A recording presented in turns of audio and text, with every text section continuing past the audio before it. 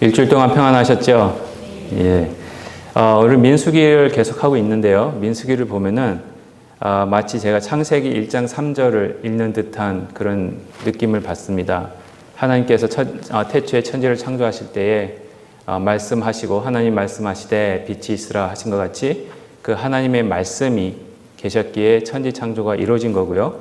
오늘 민수기 1장부터 쭉 저희들이 보지만은 특별히 5장 들어와서도 계속해서 그 단락이 시작할 때마다 여호와께서 말씀하여 가라사대 이르시되 그런 말씀이 나오고 있습니다. 마치 하나님께서 천지를 창조하시듯이 이스라엘 백성들을 거룩하게 창조하기 위해서 하시는 행위가 이 민수기에서 계속 나타나고 있습니다. 그 하나님의 말씀으로 거룩하게 창조하시는 그 말씀을 같이 한번 읽도록 하겠습니다. 여호와 하나님의 말씀입니다. 민수기 5장 5절부터 10절입니다. 제가 봉독해 드리겠습니다. 여호와께서 모세에게 말씀하여 이르시되 이스라엘 자손에게 이르라. 남자나 여자나 사람들이 범하는 죄를 범하여 여호와께 거역함으로 죄를 지으면 그 지은 죄를 자복하고 그 죄의 값을 온전히 갚되 5분의 1을 더하여 그가 죄를 지었던 그 사람에게 돌려줄 것이요 만일 죄의 값을 받을 만한 친척이 없으면 그 죄의 값을 여호와께 드려 제사장에게로 돌릴 것이니 이는 그를 위하여 속죄할 속죄의 양과 함께 돌릴 것이니라. 이스라엘 자손이 거제로 제사장에게 가져오는 모든 성물은 그의 것이 될 것이라. 각 사람이 구별한 물건은 그의 것이 되나니 누구든지 제사장에게 주는 것은 그의 것이 되느니라. 아멘. 저희가 지난 2주 전이죠. 2주 전에 저희가 민수기 5장 1절부터 4절의 말씀에서 봤듯이 첫 번째 1절부터 4절까지는 유출증이 있는 사람, 그리고 나병이 있는 사람, 그리고 시체와 접촉으로 인해서 하나님 앞에서 불결하게 된 자들이 하나님 앞에서 다시 거룩해지는 은혜가 있음을 살펴보면서 이 은혜를 통해서 지금도 하나님께서는 저와 여러분들을 하나님 앞에서 불결하고 죄인일 수밖에 없는 저희들을 예수님을 통해서 거룩해지고 지금도 거룩해지게 하시는, 앞으로도 거룩해지게 하시는 그런 은혜가 있음을 살펴봤습니다. 기억나시나요? 네. 오늘은 바로 그 다음 절부터입니다. 오늘 읽은 민수기 5장 5절부터 10절에서는요, 계속해서 하나님께서 이스라엘 백성들을 거룩하게 하시고 저와 여러분을 거룩하게 하시는데요. 이웃과의 관계입니다. 근데 1절부터 4절까지는 하나님과의 관계였어요. 근데 5절부터 10절까지는 이웃과의 관계를 통해서 이웃과의 관계에서 잘못되어서 하나님 앞에서 불결해진 자들이 하나님 앞에서 다시 정결해지고 거룩해지는 모습을 소개하고 있습니다. 특별히 오늘 말씀을 통해서요. 계속해서 하나님께서는 하나님의 백성들인 그때 당시 이스라엘 백성뿐만 아니라 지금 여기 앉아 계시는 저희들을 어떻게 거룩하게 하시는지 그 두 번째 이야기를 저희들에게 주고 계십니다. 특별히 오늘 읽은 말씀을 다시 한번 보시면은요, 저희들이 질문이 생기게 됩니다. 6절을 가만히 보시면 이스라엘 자손이 죄를 지었는데 누구에게 죄를 지었느냐 하면 여호와 하나님께, 그렇죠? 6절에서는 여호와 하나님께 죄를 지으면이라고 말씀하고 계시고요. 근데 7절에서는요, 바로 다음 절 7절에서는 이스라엘 자손이 죄를 지었는데 누구에게 지었느냐? 그 사람에게, 이웃 사람에게 죄를 지었으면은 그 지었던 자들에게 돌려줄 것이다 라는 말씀을 하고 계십니다. 간단하게 다시 말씀드리면요. 6절에서는 하나님께 죄를 지었다 그러고요. 7절에서는요. 그 이웃에게, 다른 사람에게 죄를 지었다라고 말씀을 하고 계시는 겁니다. 한번 가만히 생각해 보십시오. 이 말씀에서요. 하나님께로 지은 죄가 나오고요. 이웃에게, 다른 사람에게 지은 죄가 나오는데 그 죄가 다른 죄이겠습니까? 아니면 같은 죄이겠습니까?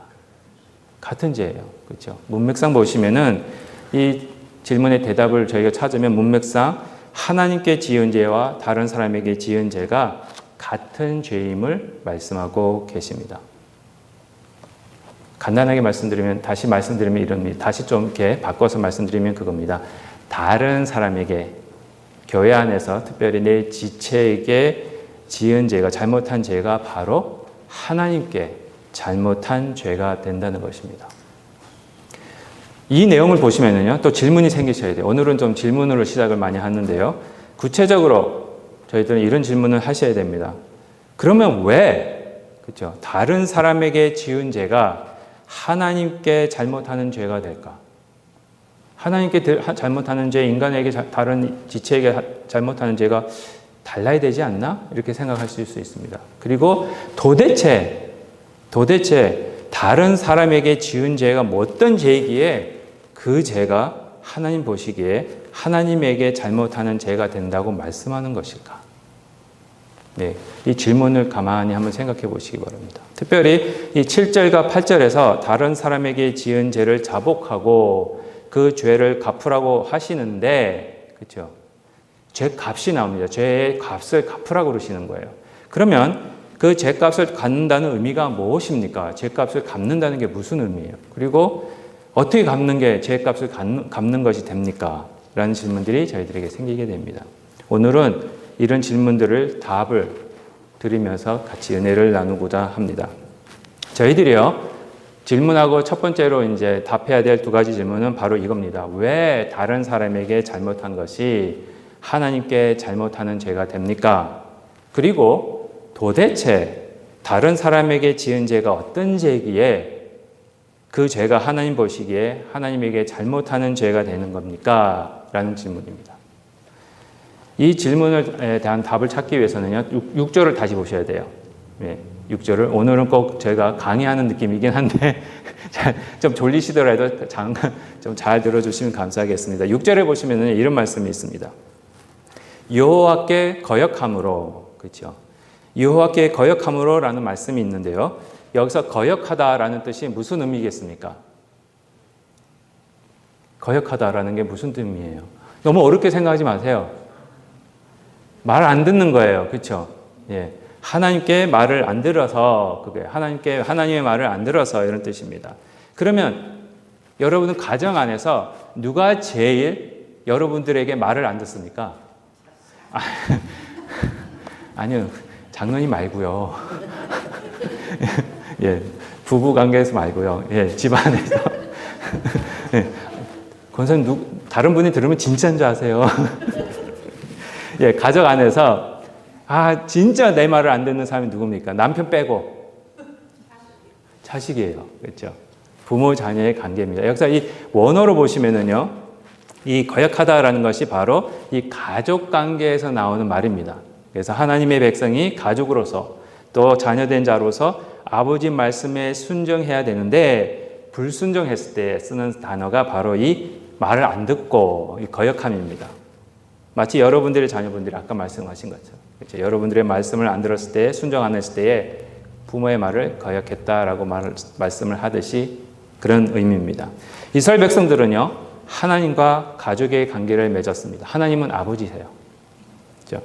하나님께서 그 이스라엘 백성들을 애굽에서부터 구원해 주실 때 하나님은 그들을 하나님의 백성으로, 하나님의 자녀로 삼으셨습니다. 그렇기 때문에 하나님에 의해 구원받은 모든 이스라엘 백성들은요, 하나님, 한 아버지를 둔 그 하나님의 자녀들로서, 그러면 그 자녀들은 서로 뭐가 되는 겁니까? 형제 자매가 되는 겁니다. 그래서 6절이 어떻게 시작합니까? 6절 나오나요? 예. 6절이 어떻게 시작하죠? 이스라엘 자손에게. 이게 문자 그대로 해석하면 뭐가 되겠습니까? 이스라엘 아들들에게, 이스라엘 아들, 딸들에게 아버지이신 하나님이 말씀하시기를, 그겁니다. 하나님은 이스라엘을 그의 아들과 딸들로서 생각하시고 인도하시고 함께 동행하신 거였어요. 그렇기에 하나님 안에서 하나님의 아들들과 딸들이 된 이스라엘 백성들은 서로 한 형제고 한 자매가 되는 겁니다. 그런데 한번 생각해 보십시오. 여러분들 집안에서 형제와 자매가 된 자들이 서로에게 잘못하고 서로 싸우고 서로 미워하고 하면은 여러분들 마음, 아버지가 되신 하나님의 마음이 어떻겠습니까? 여러분들은 어떠시겠어요? 여러분들 자녀들이 와서 서로 만나기만 하면 싸워요. 서로 만나기만 하면은 서로 헐뜯지 못해서 그러고 있습니다. 그리고 심지어 사기쳐서 형의 돈을 가로채든지 아우의 돈을 가로채고 이러면 여러분들의 마음 어떻습니까? 네. 그건 불효입니다. 그렇죠? 그래서 거역한다는 것이 불효입니다. 우리도 하나님도 똑같습니다. 하나님께서 특별히 계획하시고 택하시고 구원하셔서 하나님의 자녀로 만들어주시고 하나님의 자녀가 되었는데 그런 자들이 서로 하나가 되지 못하고 미워하고 서로에게 잘못하고 가면 그 행위가 하나님 앞에서 하나님의 마음을 아프게 하는 불효가 된다는 것입니다. 불효는 바로 하나님께 잘못하고 거역하는 행위가 되기 때문에 그렇습니다. 오늘은 이 말씀을 통해서 하나님은 저에게 똑같이 말씀하고 계십니다. 수천 년 전에 이스라엘 백성, 모세를 통해서 이스라엘 백성들에게 말씀하신 하나님께서 지금도 이 민수기를 통해서 저와 여러분들에게 똑같이 말씀하고 계십니다. 저와 여러분은요, 하나님의 너무 특별한 계획과 선택으로 인해서 구원받아 하나님의 자녀가 되고 서로 가족이 되신 분들입니다. 그렇죠? 더 자세히 말씀드리면 하나님의 특별한 계획과 선택은 바로 독생자 예수 그리스도를 보내셔서 저와 여러분을 위해서 십자가 위에 죽게 하시고 그 대가로 저와 여러분들을 하나님의 자녀로 만드시고 그 피의 대가로 서로 형제 자매가 되게 하신 겁니다. 저는요 이렇게 생각합니다. 저와 여러분이 예수님의 피로, 그렇죠? 예수님의 피로 구원받은 사건이 이스라엘 백성들이 출애굽할 때, 애굽에서 구원받을 때에 애굽에서 태어난 모든 장자를 죽이신 후에 이스라엘 백성들을 구원해 주신 것보다 더 위대한 사건이라고 저는 생각합니다. 왜 그렇습니까? 이스라엘 백성들의 출애굽 사건은요, 겨우 장자의 피입니다. 사람의 피고요. 그 다음에 문설주에 발른 짐승의 피였습니다. 짐승의 피와 장자의 피로 구원받은 겁니다. 그거는 앞으로 있을 피 흘림의 역사를 그림자로 보여줄 뿐입니다. 근데 저와 여러분들의 구원의 사건은 누구의 피로 이루어진 겁니까? 그렇죠. 그러니까 그게 여러분들의 출애굽 사건은 이스라엘 백성들의 출애굽 사건보다 더 크고 위대하다는 겁니다. 이렇게 예수님의 피로 인해서 구원받고 구원해 주신 저와 여러분들을 새롭게 다시 창조해 주셨습니다. 아까 말씀드렸죠. 하나님이 말씀하시되 빛이 있으라. 하나님이 말씀하시되 너희들은 거룩해져라.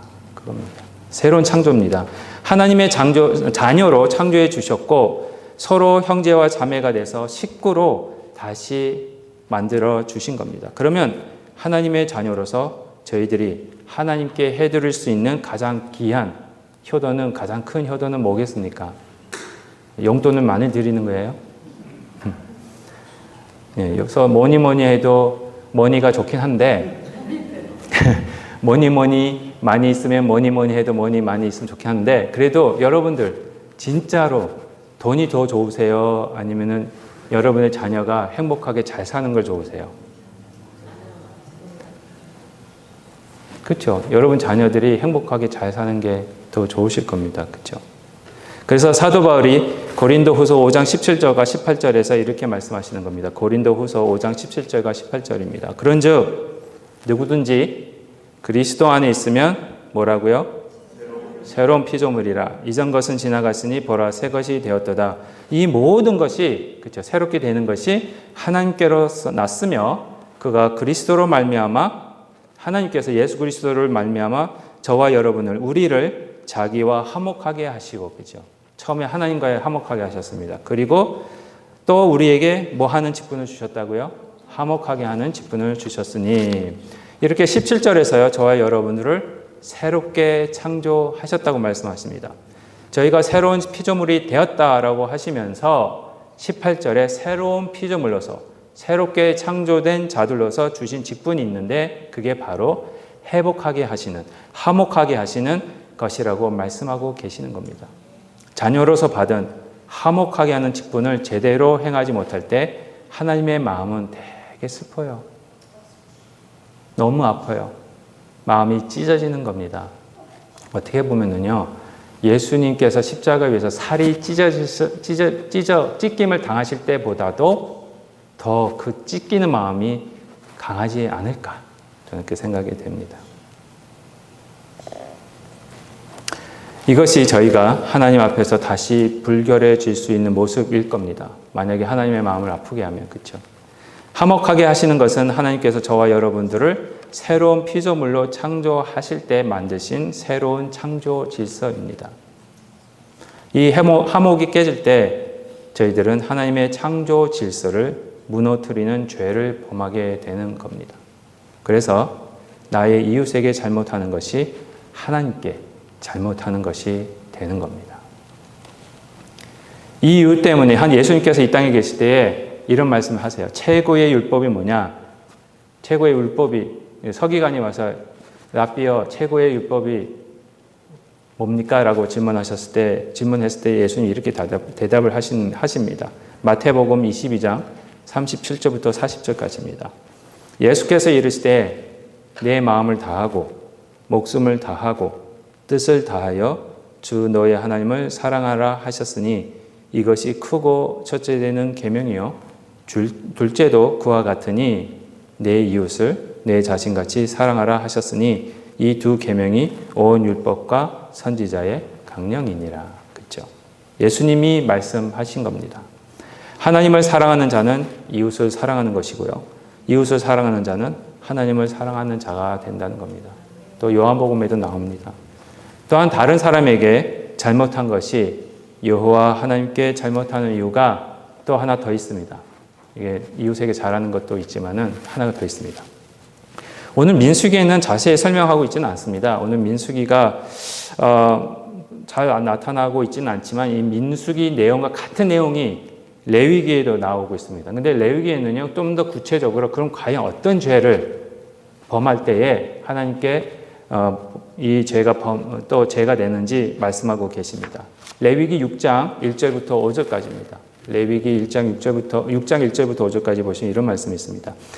여호와께서 모세에게 말씀하여 이르시되 누구든지 여호와께 신실하지 못하여 범죄하되 곧 이웃이 맡긴 물건이나 정당물을 속이거나 도둑질하거나 착취하고도 사실을 부인하거나 남의 잃은 물건을 줍고도 사실을 부인하여 거짓 맹세하는 등 사람이 이 모든 일 중에 하나라도 행하여 범죄하면 이는 죄를 범하였고 죄가 있는 자니 그 훔친 것이나 착취한 것이나 맡은 것이나 잃은 물건을 주운 것이나 그 거짓 맹세한 모든 물건을 돌려보내되 곧 그 본래의 물건의 5분의 1을 더하여 돌려보낼 것이니 그 죄가 드러나는 날에 그 임자에게 줄 것이니라. 구체적으로 민수기하고 똑같은 말씀인데 민수기는 구체적으로 어떤 잘못인지 안 나오지만 이 레위기는 나오고 있습니다. 이 레위기를 봤을 때 그러면은 민수기에서 말하는 이웃에게 잘못하는 그 잘못이 뭐라고 생각하십니까? 금전적 잘못이에요. 그렇죠? 이웃에게 거짓으로 금전으로 손해를 끼치든지 이웃을 찾든지 사기치는 겁니다. 남의 돈이나 물건을 훔치든지 그리고 물건을 주우면은 말을 돌려주지도 않고 자기가 취하든지 그런 게 다 이웃의 잘못하는 것이라고 하고 계십니다. 그렇죠? 저희들은 다 알고 있습니다. 사기치는 거, 그러면 남의 물건을 훔치는 거, 그렇죠? 그리고 남의 물건이 흘려진 거 보면서 찾는 자가 임자다. 그러면서 싹 하는 거. 구약에서는 그거 잘못이에요. 지금도 그렇지만, 그렇죠? 팔추서 경찰서에 갖다 주는 하여튼 그렇습니다. 그런 것들이 다 잘못됐다고 알고 계십니다. 근데 이런 행위가 왜 꼭 인간관계 물론 사람이라면 기본적인 도덕이 있으면은 도둑질하는 거, 사기치는 거, 그렇죠? 남의 물건을 거짓말하고 뺏는 거 그런 거 잘못된 거 다 알아요.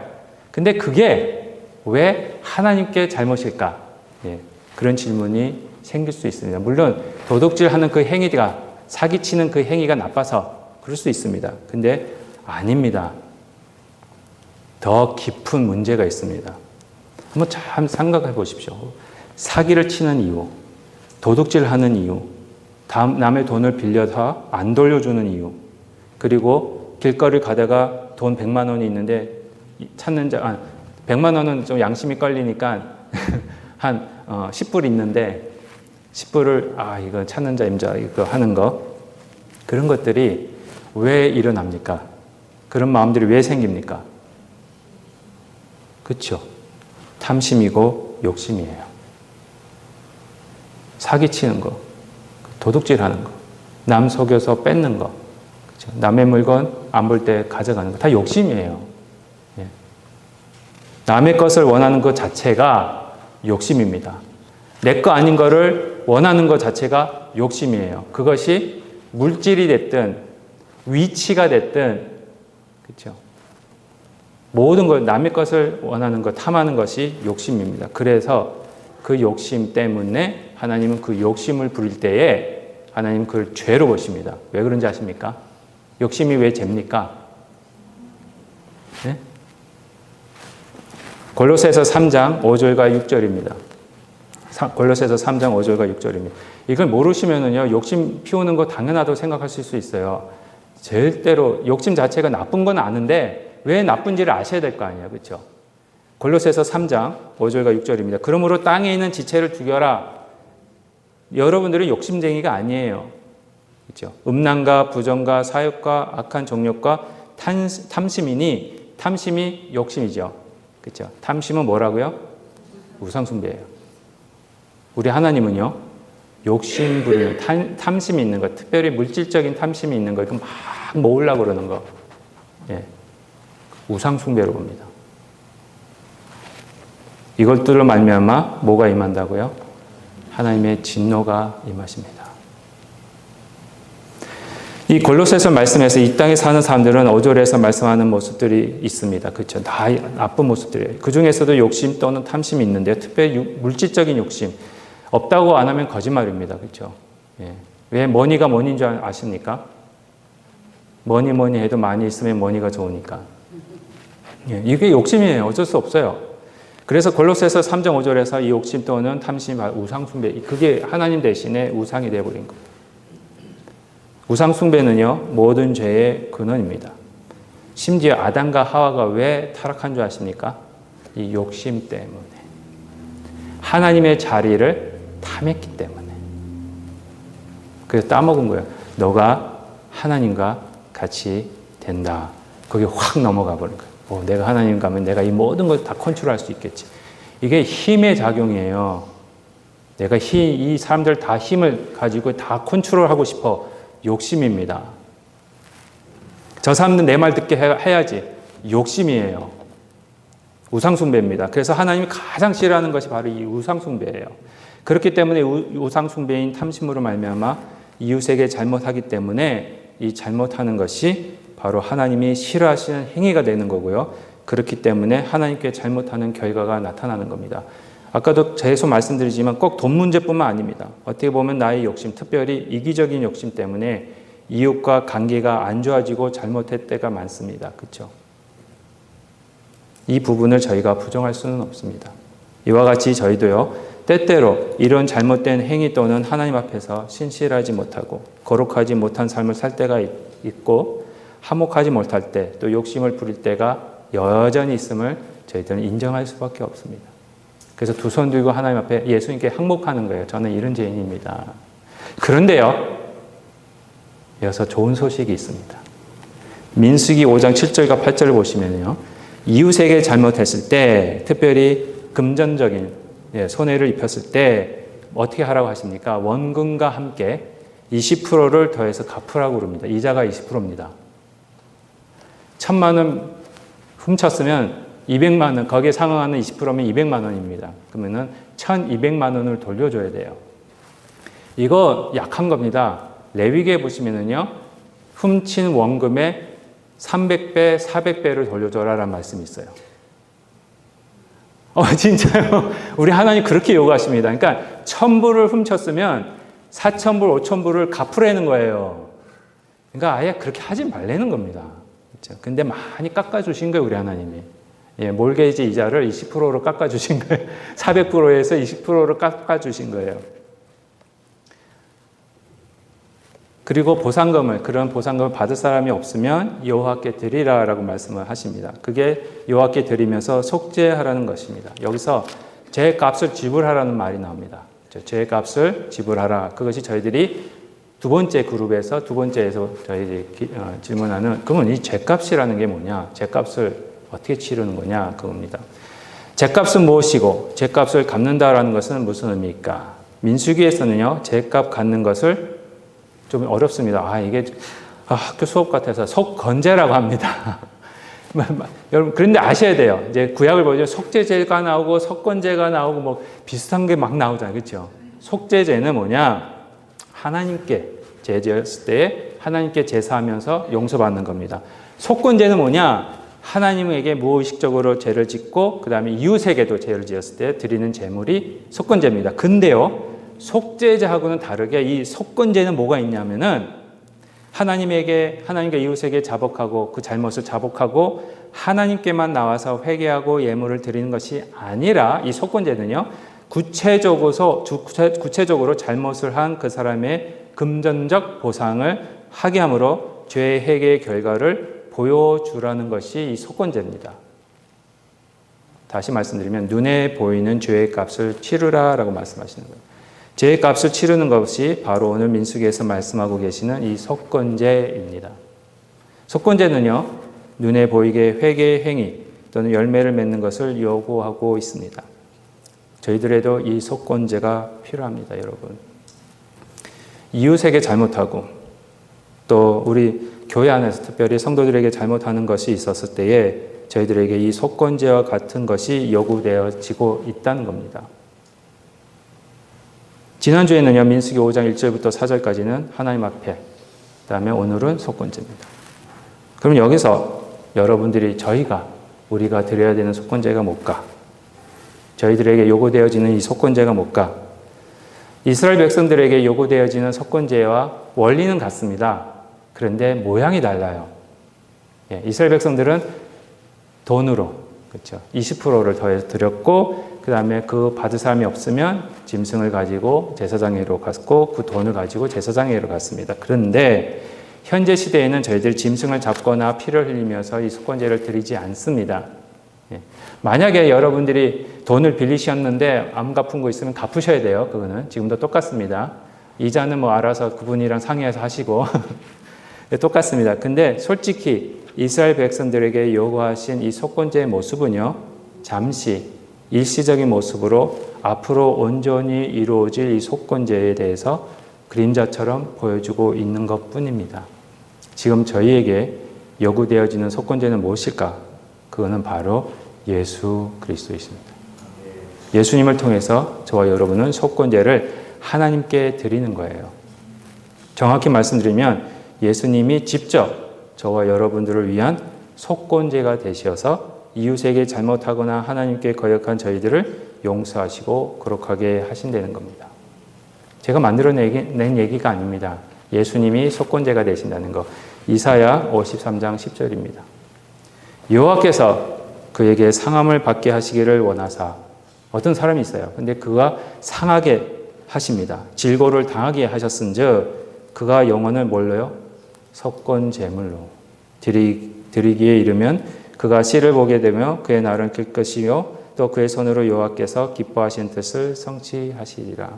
이사야 53장은요, 앞으로 오셔서 이 상함을 받으시고 질고를 받으실 메시아에 대해서 말씀하고 계십니다. 그러면 53장에서 이야기하고 있는 이 상함을 받고 질고를 받으실 분이, 그 메시아가 누굽니까?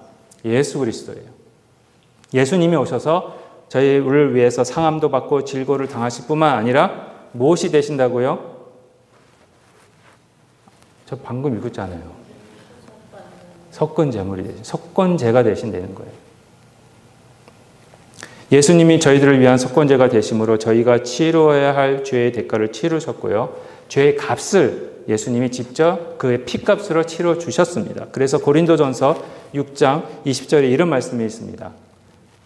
값으로, 그러니까 여러분들이에요. 여러분들은 예수님의 피의 값으로 산 것이 되었은즉 그런즉 너희 몸으로 하나님께 영광을 돌리라. 예수님께서 저와 여러분을 값으로, 죄 값을 치르시고 저와 여러분을 사셨다라고 말씀하고 계시는 겁니다. 속건제로서 예수님께서 친히 피를 흘리셔서 그분의 피의 값으로 저와 여러분들의 죄의 값을 치르시고 저와 여러분들을 사셔서 하나님의 자녀로 만들어 주신 겁니다. 이 은혜가 저와 여러분들에게 넘치게 쏟아지고 있는 거예요. 그러면 이어서 다른 질문을 드리겠습니다. 예수님이 이미 나를 위해 속건제물이 되어서 이웃에게 잘못하든지 하나님께 거역한 죄를 다 용서하셨기에 지금은 제 마음대로 이웃에게 잘못해도 되는 겁니까?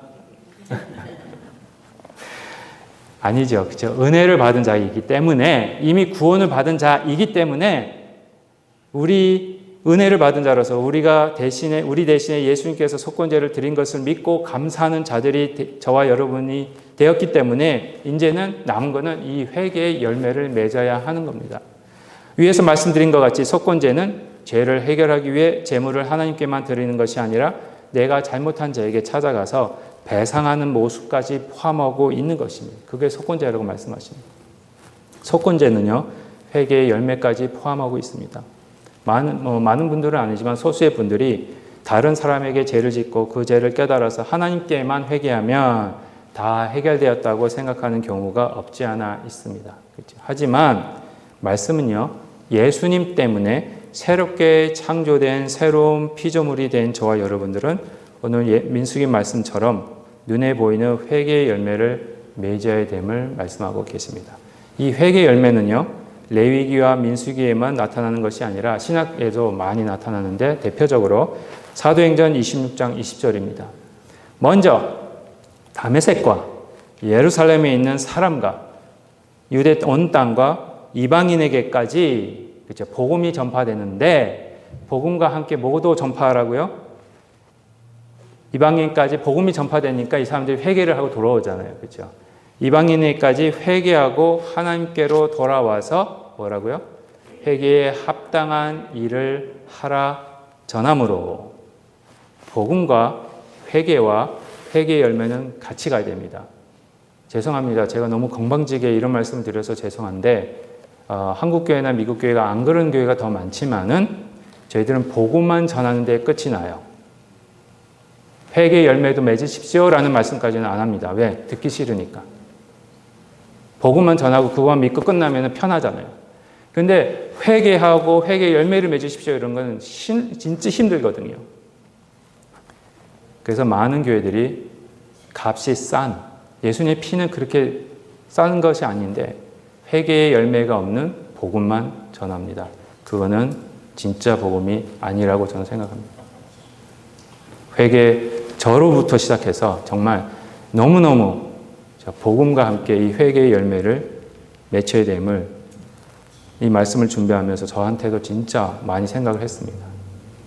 복음을 들은 모든 자들은 회개하고 회개에 합당한 일을 하라고 하십니다. 회개는 후회하는 거 아닙니다. 열매가 없으면 후회로 끝납니다. 그러나 회개는 열매가 있습니다. 회개는 그 잘못에서 완전히 돌아서는 것을 의미하기 때문에 그렇습니다. 회개에 합당한 일입니다. 예수님을 믿고 복음을 받아 구원받은 자로서 회개에 합당한 일을 행하는 자가 이런 모습들이 저희 교회에 있기를 주님의 이름으로 축복합니다. 결론적으로 말씀드리겠습니다. 오늘 본문 말씀은요, 속건제에 대해서 이야기하고 있습니다. 특별히 오늘 본문에 소개되고 있는 속건제는요, 이웃에게 잘못함으로 하나님 앞에서와 이웃에게 잘못한 죄를 해결하게 하심으로 다시 거룩함을 회복시키시는 모습입니다. 하나님은 저희들을 예수님을 통해 자녀를 삼아 주셨습니다. 하나님을 아버지로 섬기고 이웃을 나의 가족으로 형제와 자매로 섬기는 것입니다. 저희가 믿는 복음은 종교가 아닙니다. 종교가 아니라 관계입니다. religion이 아니라 relationship. 종교가 아니라 관계입니다. 하나님과의 관계, 그리고 예수님 안에서 한 가족 된 다른 지체와의 관계입니다. 하나님께서 예수님을 통해 주신 이 관계들을 말씀으로 잘 지켜나감으로 하나님께서 기뻐하시는 저와 여러분이 되시기를 주님의 이름으로 축복드립니다. 기도하시겠습니다.